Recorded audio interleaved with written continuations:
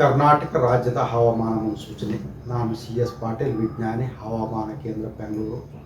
ನಾನು ಮುಂದಿನ 7 ದಿನಗಳವರೆಗೆ ಏಪ್ರಿಲ್ 12ರಿಂದ ಏಪ್ರಿಲ್ 18ರವರೆಗೆ ಕರ್ನಾಟಕ ರಾಜ್ಯದ ಹವಾಮಾನದ ಮುನ್ಸೂಚನೆಯನ್ನು ಸಂಕ್ಷಿಪ್ತವಾಗಿ ವಿವರಿಸುತ್ತೇನೆ. ಇಂದು ಚಿಕ್ಕಮಗಳೂರು ಜಿಲ್ಲೆ, ಕೊಡಗು ಹಾಗೂ ದಕ್ಷಿಣ ಕನ್ನಡ ಜಿಲ್ಲೆಗಳ ಕೆಲವು ಕಡೆ ಹಗುರವಾಗಿ ಮಳೆಯಾಗಿದೆ. ಇಂದು ಕಲಬುರಗಿಯಲ್ಲಿ ಗರಿಷ್ಠ ಉಷ್ಣಾಂಶ 41 ಡಿಗ್ರಿ ಸೆಲ್ಸಿಯಸ್, ಬಿಜಾಪುರನಲ್ಲಿ 40 ಡಿಗ್ರಿ ಸೆಲ್ಸಿಯಸ್, ರಾಯಚೂರಿನಲ್ಲಿ 39 ಡಿಗ್ರಿ ಸೆಲ್ಸಿಯಸ್, ಬೆಂಗಳೂರಿನಲ್ಲಿ 35 ಡಿಗ್ರಿ ಸೆಲ್ಸಿಯಸ್ ಗರಿಷ್ಠ ಉಷ್ಣಾಂಶ ದಾಖಲಾಗಿದೆ.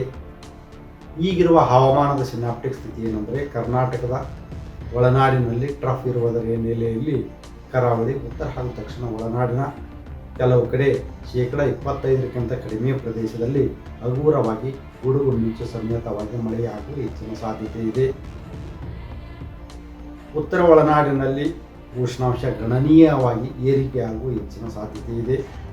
ಬೀದರ್, ರಾಯಚೂರು, ಬಿಜಾಪುರ, ಬಾಗಲಕೋಟೆ, ಗದಗ, ಕೊಪ್ಪಳ, ಬಳ್ಳಾರಿ, ವಿಜಯನಗರ ಜಿಲ್ಲೆಗಳಲ್ಲಿ ಗರಿಷ್ಠ ಉಷ್ಣಾಂಶ 41ರಿಂದ 43 ಡಿಗ್ರಿ ಸೆಲ್ಸಿಯಸ್ ಇರುವ ಹೆಚ್ಚಿನ ಸಾಧ್ಯತೆ ಇದ್ದು, ಕಲಬುರಗಿಯಲ್ಲಿ ಗರಿಷ್ಠ ಉಷ್ಣಾಂಶ 42ರಿಂದ 44 ಡಿಗ್ರಿ ಸೆಲ್ಸಿಯಸ್ ಇರುವ ಹೆಚ್ಚಿನ ಸಾಧ್ಯತೆ ಇದೆ.